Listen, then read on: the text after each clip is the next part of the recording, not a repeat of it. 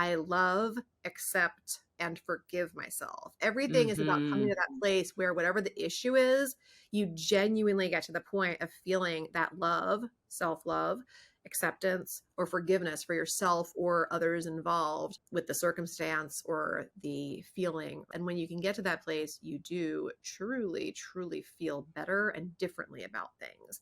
And removing those energetic blockages allows you to get to that place. Welcome to the Unconditionally Worthy Podcast. I'm your host, Dr. Adia Gooden, a licensed clinical psychologist who believes deeply that you are worthy unconditionally. Hello, everyone, and welcome back to another episode of the Unconditionally Worthy Podcast. Today on the episode, I am talking to Theresa Lear Levine, and she is an expert in the emotional freedom technique, tapping, which sort of integrates cognitive and neurological interventions. And she shares about how this technique is incredibly powerful in terms of healing, overcoming trauma, in terms of regulating your nervous system. And she even talks about how she uses it as someone who has ADHD and as somebody who helps people with ADHD. And she shares about how she feels her ADHD is a superpower, which I just love. So this episode is going to be incredibly helpful to anyone who's interested in learning about tapping, about EFT, anyone who's experienced divergence or ADHD and wants a different way to frame and understand it. So listen to the episode. And as always, I'd love if you left us a review and let me know what you think. Let's get into the show. So today on the podcast, I have a guest and her name is Theresa Lear Levine. She is the founder of Becoming More Me, where she helps professional women get out of their way and resolve their innermost pains, traumas, and challenges so they can fully enjoy their success and present moments. She does this by using scientifically proven methods that help them to release what's currently holding them back and leverage their perceived weakness into superpowers. By utilizing Theresa's unique approach to the emotional freedom technique, her clients have overcome nervousness and difficult situations such as preparing for big presentations, overcoming their fear of flying, and transitioning through divorce. Theresa's personal struggles with past traumas, high-functioning anxiety, and ADHD kept her in an ego-driven holding pattern of dissatisfaction and stress for longer than she likes to admit. Eventually, it led to exhaustion, insomnia, and a lot of difficulty being present in her own life. All of those negative feelings seemed to melt away when she began cracking the code to her nervous system, taking responsibility for her own well-being and elevating her consciousness in ways that truly resonated, restored her feelings of calm, clarity, and confidence. Theresa is the host of Becoming More Me podcast and lives near Washington, D.C. with her husband, Jeff, and her 4 boys, as well as their 2 yellow labs. So welcome to the podcast, Theresa. I'm very glad to have you here.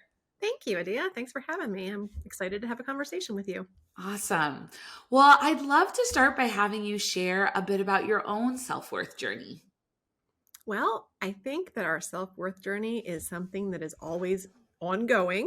So I feel like I really came into a deeper understanding with that as I was, and I mean, because you reflect on your life as you progress through the years, and having been through, I was a child of divorce growing up. There was some different traumas there that I went through. I went through my own divorce in my 20s. I got remarried. I've had 4 children. I've had many iterations of my business. And as I entered my 40s, I really kind of felt like I could really just value myself in such a new and different way and really appreciate everything that I've been through that has gotten me this place to the place that I am now, and just really be able to see that everything's unfolding according to a divine plan, even if I can't see it, and really have that feeling of being whole, complete, and powerful. And I think a lot of that was enriched as I brought emotional freedom techniques in as one of the main modalities that I use both in my own life and my own healing and in my business, because that really brought things full circle for me and allowed me to, see myself as greater than, the feelings and the experiences and everything else that my life is made up of. Mm-hmm. Will you tell us about what emotional freedom techniques are and how they helped you on your self-worth journey, how, you use them to help other people? Yeah, absolutely. So, emotional freedom techniques, sometimes known as EFT tapping, is kind of like psychological acupressure.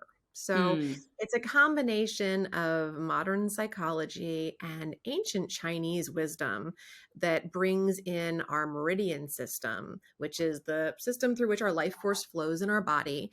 When you go and get a massage or you go to see an acupuncturist or something, they're using these meridian points in your body to release, in a lot of times, physical pain, but also emotional things as well. And when you combine that with the psychological aspects and you're tapping on these points with your hands, literally, there's no needles like with acupuncture when you're doing EFT tapping, which most people are very relieved to hear, then it sends a signal to our amygdala. So we get to bypass the frontal lobes and things, and we get to go directly to the amygdala, which is where our fight, flight, freeze, fawn, all those things happen. And we get to calm that at the same time as we're calming lots of other things. So we're bringing down our cortisol levels, our stress hormones and things Hmm. very quickly up to 43% in 10 minutes, like by Hmm. just this combination of things. That's significant. And that really helps everything to feel better. EFT is one of the only things I've ever heard of that has these borrowed benefits where, maybe you're focusing on working on one issue or challenge, but as you are, everything's getting better at the same Hmm. time. And it also works from a practitioner to a client standpoint where, when I'm working on some with someone else, I'm experiencing healing as I Hmm. help them because we're both, doing that tapping together, and I'm releasing energetic blockages in my own system, even though my focus is completely on them and their traumas or the healing that they're working on. So I loved the modality for that reason because I've always enjoyed helping people and doing, coaching and therapy and things like that. But a lot of times it kind of wore me down. So this Hmm. was something that actually like restored my energy. I didn't feel burnt out and I felt renewed at the end of every day because of the modalities that I was using to help others as well. So Hmm. we get to, bring down those stress levels, and it really resolves the feelings that you have. So, we assess before we go in and do what we call a round of EFT tapping, which is tapping on like 9 specific points in a certain sequence while we're talking through the issue. And once we do that, we kind of assess how we're feeling again. And people are always amazed at how much can change. I mean, the way that this works on things like fears and phobias, limiting beliefs, all that kind of stuff. It's pretty astounding how much Hmm. progress you can make in a short amount of time. A round of EFT takes anywhere between 5 and 12 minutes, depending on how embellished you get with things. And a lot can really shift and release in that time frame. It sounds really powerful. One of the things you mentioned was sort of getting to the point where you felt like worn down or even burned out by kind of other strategies and approaches that you used to help people in the past. And I know that a lot of the listeners have experienced burnout, have experienced feeling sort of drained and getting to a place where they're overextended. And I'm wondering what that looked like for you, like how you got to that place and sort of how you realized it was time to kind of shift and make a change. Yeah. So for me, it was, I mean, in my 20s and things, like I said, I had my first son, I got divorced, I had been through some car accidents before that Mm, left me with a lot of physical injuries and things. And so there was physical wear and tear and there was emotional wear and tear going on. And then I got into my current marriage and we had 3 more sons together. And I think somewhere in the point where the children started to outnumber the amount of hands I had to hold them and mhm, keep up with them, I started to feel a little anxious. And this was mm, probably in my 30s that I really started to be able to like really feel like, okay, this is anxiety. This is what's going on. And I remember being pregnant with my son, my youngest son, he'll be 6 soon. But when I was pregnant with him, I was experiencing insomnia for the first time. And mm, I just really started to wonder like what more is there going on here, because I've always been a personal development junkie. I've always like, mm, if I have an issue, I'm going to study up on it, I'm going to figure it out, I'm going to find a solution. But I would know what the solutions were for things, but not be able to make them happen. Like there was this disconnect. It was like, Mm-hmm. well, if I know better, then why can't I actually make my life like work out like this, make myself feel better, all that kind of stuff. And it was the introduction of nervous system regulation in the form of EFT tapping that really bridged that gap for me. And like I remember like going back and like rereading books where it was like, huh, this makes sense, but I just can't make it work. And then like when I would tap and use the tapping along with it, it was like I could kind of get through to like that next level. And the psychological reversal and the self-sabotage went away, the procrastination, things like that would often hold me back, and I was able to move forward. So yeah, there was a lot of feelings of just being exhausted and burnout and stuff as I tried to, run my businesses from home, raising the 4 kids, and just it was juggling things that you couldn't really keep all the balls in the air. And being able to release some of that self-judgment, myself, that I should be able to do all this, like, why can't you do more? Why can't you do better? Like, and that kind of stuff, and realize that, hey, I'm doing the best I can, and to find ways to kind of level up from there and not be so hard on myself. I made a lot more connection with like law of attraction and stuff at that point too, and made great leaps with realizing how much could be accomplished through thought instead of action. Because up until that point, it was always the to-do list, what's left on the list? What do I have to do today? How can I knock it out? How can I get it done? It was like live or die by the to-do list. That just, it's awful. It's a horrible way to live. For anybody out there that's living and dying by their to-do list, like, can we talk, please? Because like, there's this like whole other side of the coin that is so much like, it has so much more self-love and is so much gentler, and where you actually get more done and you feel better while you do it. And that was what I was seeking, and what thankfully I found. And it sounded like you had so much on your plate, which it makes sense that given that, and I know you mentioned in your bio that you've experienced past trauma, that regulating your nervous system was so important. And I think so many of us live from this point of stress that we may not even realize that what's amiss is that we're dysregulated emotionally, physically, physiologically, and we need to sort of ground ourselves and center ourselves so that we can feel safe, because it really is hard to learn, to grow, to make changes in our lives if we're sort of on edge and on alert and sort of like looking out for the next threat. And it sounds like for you, like the EFT really helped you to sort of regulate and calm and ease, so that some of that learning and that insight could get integrated so that it actually created change in your life.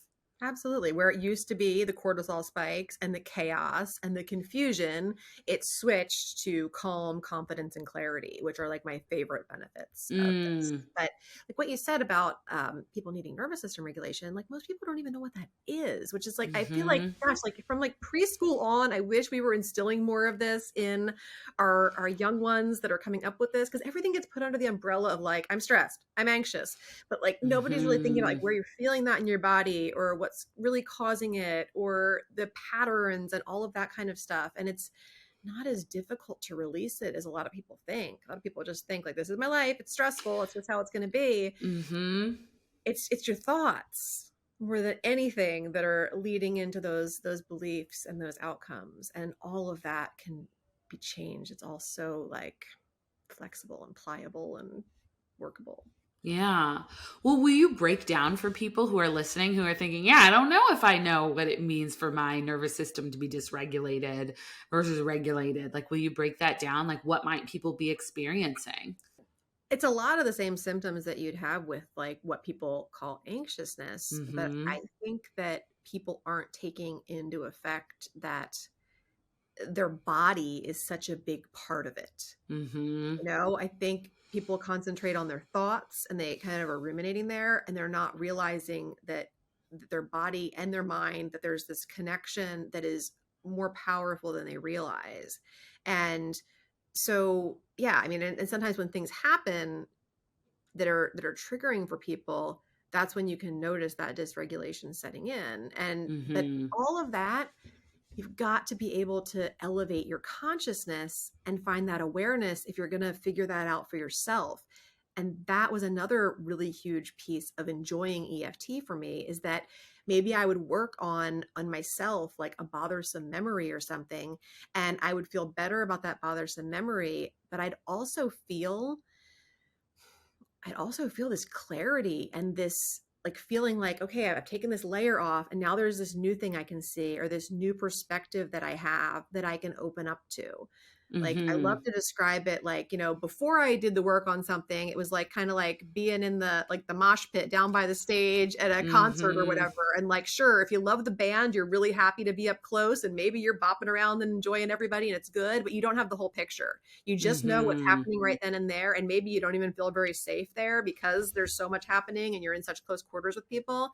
And then as I do a round of EFT, I feel almost like I just lift up into like the nosebleed seats where it's like I can see everything. I feel safe. Nobody's bumping into me. And I have a new perspective on the exact same event. So yeah, it really opens your mind. And because it's amazing the way that people can get like, we can see something as logical and then irrational, but that's not how we show up, And I find EFT tapping to be like a great place for interjecting humor. My clients who know and have tapped along with me know, like, we will find ourselves laughing at the most inappropriate things. But, sometimes it's just like, as you're tapping along on something and you're realizing that like you're completely blocking the thing that you want in your life with these thoughts that you're having, like my clients will just kind of giggle like, oh my God, this is so logical. This is so rational, but like, why am I not doing it? And you have to kind of go in and figure it out from there. But at least you're taking it easy on yourself instead of beating yourself up. Yeah, I think bringing humor into a healing process is so important. And I think often the framing is that it's so serious. And there are things to take seriously, right? And like, if we can laugh at the ridiculousness of some of these thoughts, like one of the therapeutic approaches that I've been trained in that I use is acceptance and commitment therapy. And part of what we do there is like, when you're working with your thoughts that are unhelpful, you sort of can like say them in a silly voice, or you can sing them, or you name the thought and then you like talk to it. And it's like, girl, like you always have something wrong to say. Like, why are you always criticizing me? Like, if you can start to like play and be like, yeah, this is kind of ridiculous. Like, why am I listening to this voice in my head who always says I'm wrong? And always, I say go left, they always say go right. How could you think about going left? Whatever. And you start to like bring in some lightness and like, this is kind of ridiculous, and not judging yourself. This is ridiculous, but like, I just have to laugh at this because I no longer want to believe this. If somebody else came up to me on the street and said this thing to me, I would never believe them. Right. And so let me like release it with that lightness. And we know that laughter is incredibly healing and incredibly helpful. And, there's so many ways into this work and I think that's one of the things that's useful about, EFT, right? Like that's a way in, right? Like talk therapy is a way in. There are physical modalities that are a way in. And sometimes people need to start with the cognitive and sometimes people need to start with the physical, right? Like if you are having trouble regulating your body, right? Like our thoughts do, as you said, sort of can trigger a physiological response because our mind and our brain and our body don't know the difference between a projection and a prediction that we failed at work and we're going to be homeless and, no one will love us anymore. Like that our bodies don't know that that's not true. So we have to work on the thoughts. And sometimes you need to just like take a bath or take a walk or stretch to settle yourself. And it really sounds like EFT is also a practice that sort of integrates them. It integrates the cognitive and the physical in a really powerful way.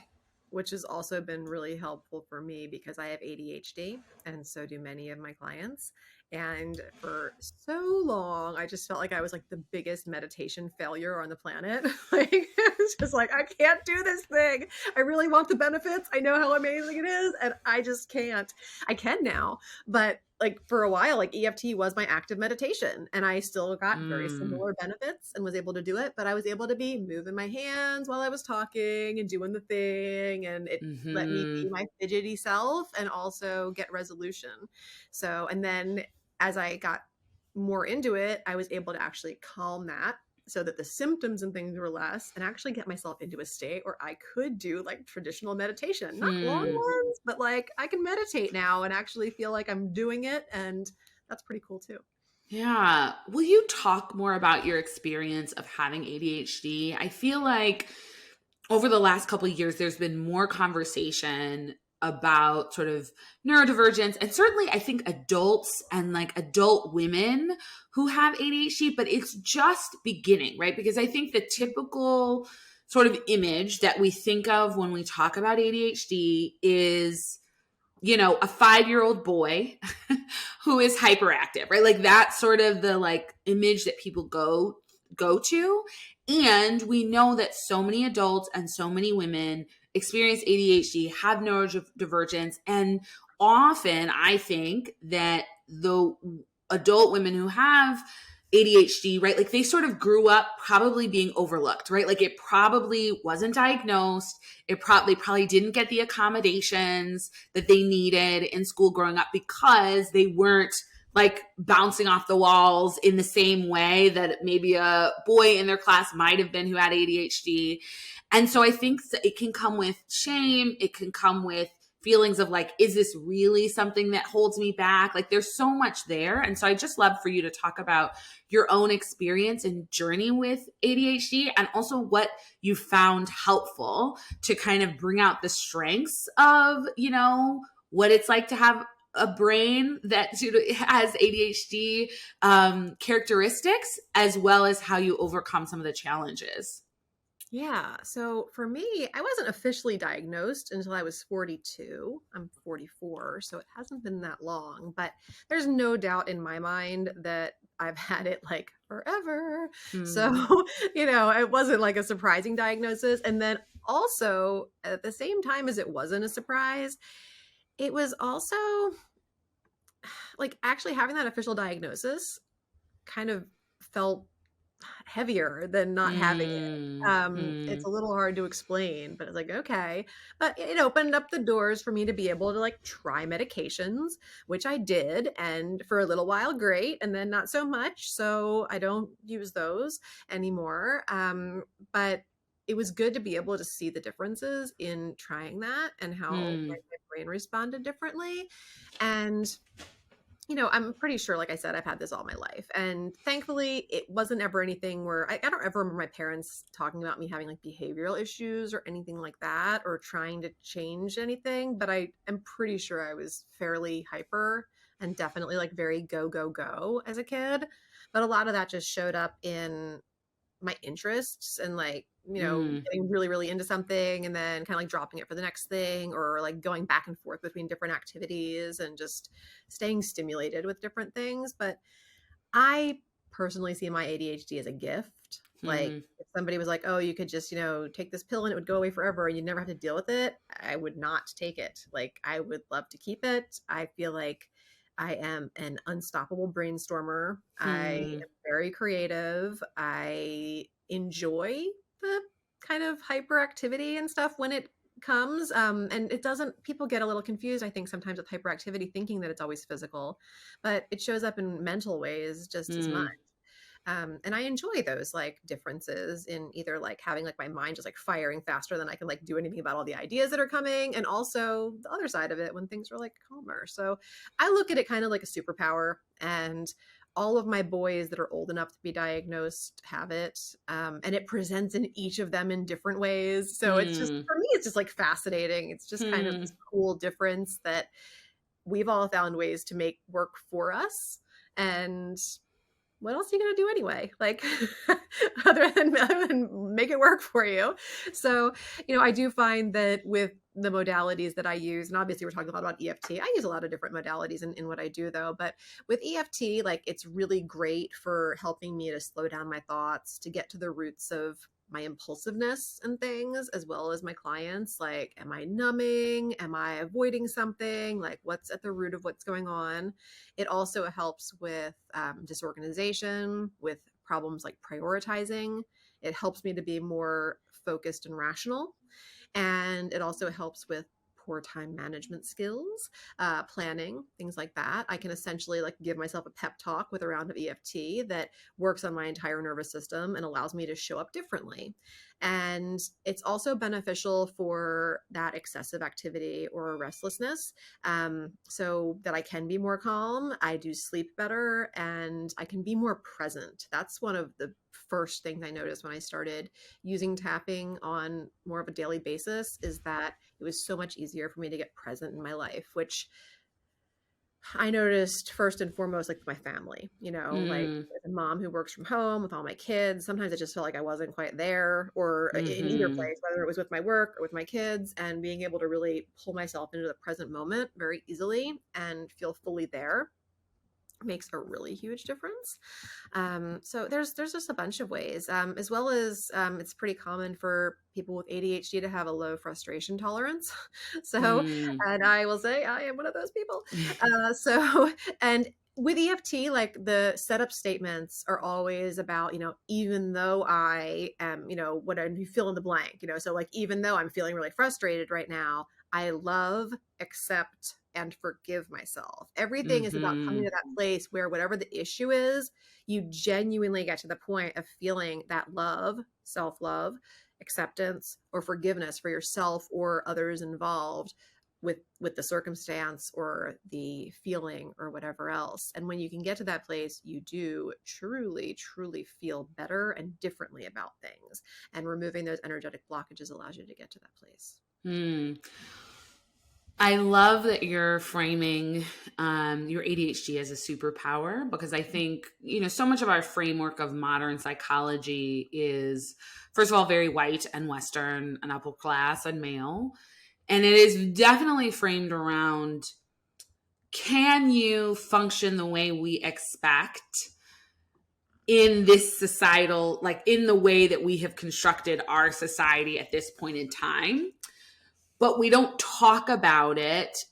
We don't fully contextualize the challenges and the issues in our society and in the construction of how we expect people to function in our society. So we sort of make invisible the structures and the systems, and then hyper focus on any person or individual who isn't functioning or engaging in these invisible structures and systems in the way that we decide is the right way.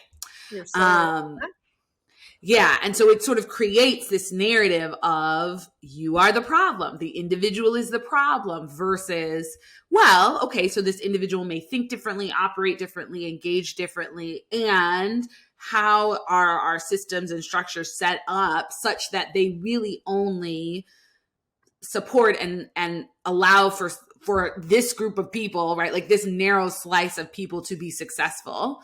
And we don't say, well, the system is the problem. We say the individual and the people, anybody who falls outside of that kind of system or that narrow swath of people, we say that they are the problem. And so I really appreciate the focus on like, no, like this is a superpower. Like this is how I operate. It looks different. Like this is what I enjoy about this way of being. And here are some things I have found to sort of cope with the parts that maybe are a little bit less easy to work with, or sometimes the restlessness pops up in a time when that's not as helpful or keeps me from being present. And so working with it in this way has been really useful. So I really appreciate you framing it and talking about it that way.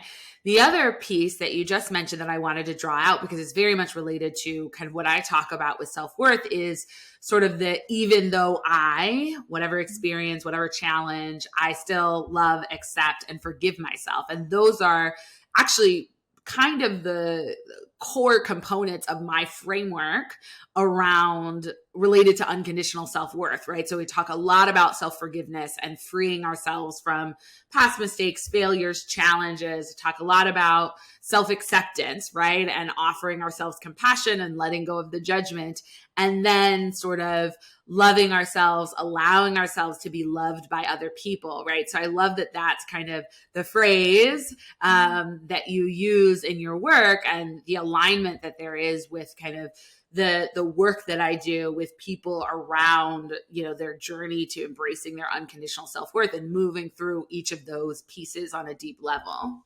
Yeah. Yeah. It's all about that love, acceptance, and forgiveness. That's for sure. And that's just how you set up the beginning of the round. And then what I love with EFT is that once you've got it set up and you're starting to tap through the different points, that's when you get to focus on all the negative feelings, the ones that nobody usually wants to hear about, and they want us to just like move past and get over. And, we have all this toxic positivity and everything else. But with EFT, you get to like fully honor and vent, and you can be as childish or whatever as you want to, as you just express how you actually truly feel in that moment.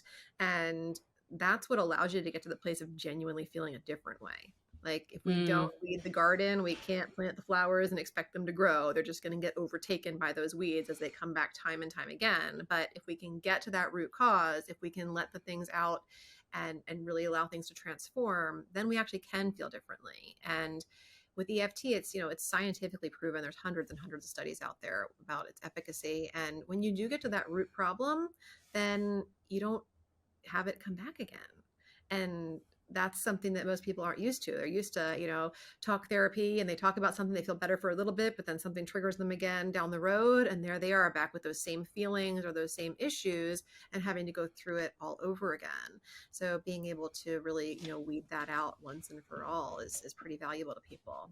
But and also it's a great Band-Aid kind of tool also, like if people don't have the time or the know-how or, the ability to hire somebody to work with on this, then you can use this in the moment to, take the intensity down and feel better. But that doesn't mean that it won't come back again also, so, but we also would never deny ourselves a Band-Aid if we had a wound. So using things in the moment that help us cope better and regulate and feel better so that we can still show up differently, even if it's going to happen again, is still super valuable. I know one of the things that you talk about and you help people with is sort of owning and taking responsibility for their own well-being. And I think it can be easy in the world that we live in and with the challenges that so many of us face to fall into sort of a victim mentality, right? Sort of fall into life is happening to me. There's nothing I can do about it, right? All of that. And I'm hoping you can share a little bit about what that looks like and why you think it's how you help people to take, ownership of their own well-being, and why you think that's so important.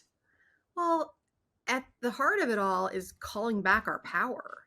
If we're in a state of victimhood, or if we're blaming other people and we don't want to take responsibility for the way that we're feeling and our own well-being, there's not a whole lot that we can do to change where we are, how we're feeling, our circumstances, any of that. We are in a state of powerlessness. And we give our power away in a lot of different ways. I always say, like, it's kind of like thinking about like a battery on, like if you're a phone and you have a battery and you're giving away part of your power to the past and some bothersome things that happened or whatever else, and you're giving away part of your power to the future because you're future tripping or you're anxious or you're worried. There goes that. And then here you are sitting in the present moment and you only have a certain amount of that battery left. But the problem with that is that you can't be in the past and you can't be in the future. The only place that you can be and have any power is right here, right now. Just you and me having this conversation right now. That's the only place I can do anything. And so I want to have my full power right here sitting talking to you so that we can have the best conversation and I can be present with you and we can make this count and matter. So calling that power back by, cutting some of those energetic cords and resolving those things and bringing yourself present makes a huge difference in being able to take responsibility for your own well-being. Yeah, I think that's so important. And, this piece of being present, you were mentioning that earlier. I think people don't realize that they miss life, right? Like you miss life when you're not present, right? And yes, not being present can help you to avoid temporarily some of the challenging emotions that may come up in the present. And you also miss the positive, right? Like when you're not present, you also miss the lovely moment with your child or with your partner, or fully enjoying your favorite dessert that you're eating or whatever it is, right? Like so often we're sort of zoned out, not really present. And, when we sort of are present and can embrace the richness of life, like that's when life feels good. And the other piece is we tend to sort of create stories, going back to what our mind does. We either worry about the future or ruminate about the past. So even when we're not present, rarely is it that we're sort of always in a fantasy land, imagining ourselves on a beach, like looking at the ocean, enjoying the sunshine, right? Like, right. Right. Like usually we're pulled out of the present worrying or ruminating or something. So we're missing the present moment. We may be avoiding feelings that it would be best served if we just like process them and release them. And we also miss positive moments that make life feel really good, which sort of leaves us always feeling like, I need something else. I need something else to make my life feel better. I need to do something else. I need to go on another vacation. I need to, right? And we don't feel sort of content and at peace with how our life really is. How would you speak to that? I mean, you just said it. Everything you said, I'm like, that's it. But yeah, I mean, it's so funny because the thing that I always get faced with, and mostly for my kids, is always like when I'm asking like my oldest son or whatever to plan for something or to prepare for something, and he's like, I just want to be in the present moment, Mom. Like it's like it kind of like whacks you, but like you have to plan, and you can be a present person planning, and embodying the intentions and the feelings that you want to have moving forward, because that's what brings them to you anyway. But so just to say that like being present doesn't mean that you can't plan or be responsible about upcoming things. That's part of being present, because then as you get to those things and they approach, you'll be able to more fully enjoy them because you spent that time preparing. But yeah, I mean, it's everything. And giving away our power prevents us from it. So yeah, finding time. And what I would add just to that planning is that it's important to distinguish between planning and worrying, because what people do is they worry up until the event, right? Like I'm having a wedding and I'm worrying, is it going to be okay? Is it going to be together? Is it caterer? Worry, right? And there is kind of a fine line between planning, like actually saying, I'm going to set this big event, this big trip. Let's say this big trip is coming up and I need to plan out, like the flights and the hotel and make sure we have the transfer and make sure, I have Google Translate on my phone and make sure I understand the currency and really whatever it is, right? Like I am going to plan out the logistics of the trip and here's our schedule or whatever, versus having this worry in the back of your head for the weeks lead. What if we lose our luggage? What if we don't have this? And what if we don't know the language? And what if we don't get the trip, right? Like there's a difference between those things. And it is really helpful. And sometimes the anxiety can be your clue that you need to sit down and plan. Yeah. And then you can release the anxiety. You can say, okay, I've covered my bases, right? And so sometimes we think worrying is going to help me prepare. Worrying does not help you prepare. No. Planning helps you prepare. And that can be done without the worry and anxiety. Yeah. I mean, worry becomes this cycle where you just create more and more of the thing that you don't want, because, what you focus on, you create, and the things that you do become habits, and those neural pathways can get some pretty set grooves going on. And then the nervous system begins to feel safer in that upheaval and the exhaustion than it does in the peace and alignment that you would get from actually planning so that you can be present. So it's like you're hopelessly striving for it, but you feel so much more, you don't feel at peace, but you feel more familiar and comfortable in the discomfort.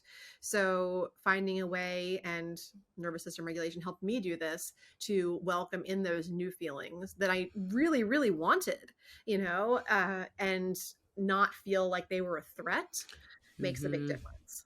Yeah. And I think you were actually talking about this very thing in my group coaching program yesterday. One of the members was just saying, I realized that my set point is stress, that I've been stressed since I was a kid.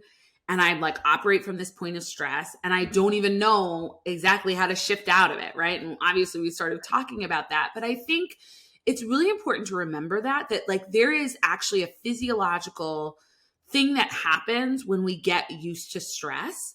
And we say that because then it's helpful. It's easier to give yourself grace, right? Because then instead of being like, why do I keep doing this to myself? Or why do I keep, right? Like instead of being like, shaking the fist at yourself, you can say, okay, right? Like I did it again because I felt more used to the chaos and the stress and the last minute energy than I did. I felt uncomfortable with the idea that I might get everything done ahead of time.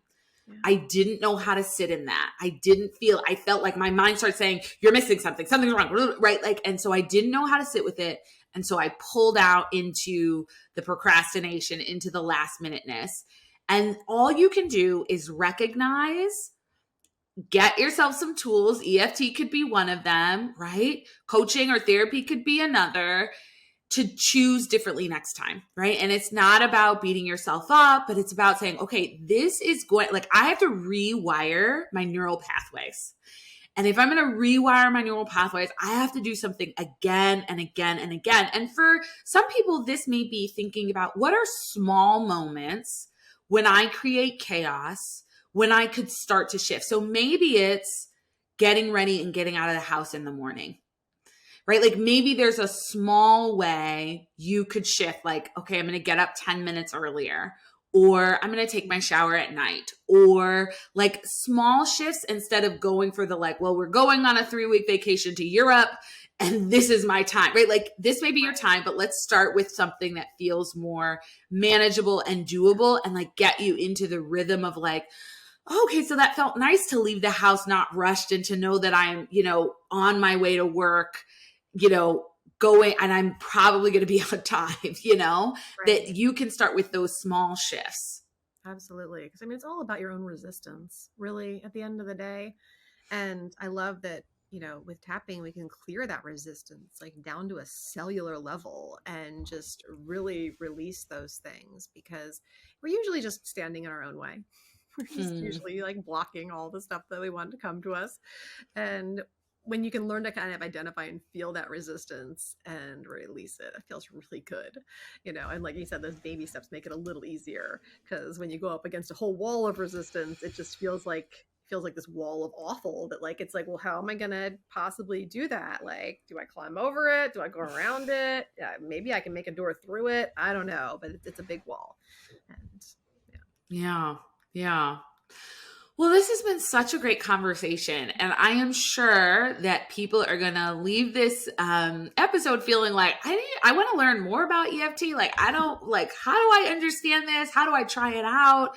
And I know you have a free resource to offer. So will you tell the audience about the resource and how they can access it?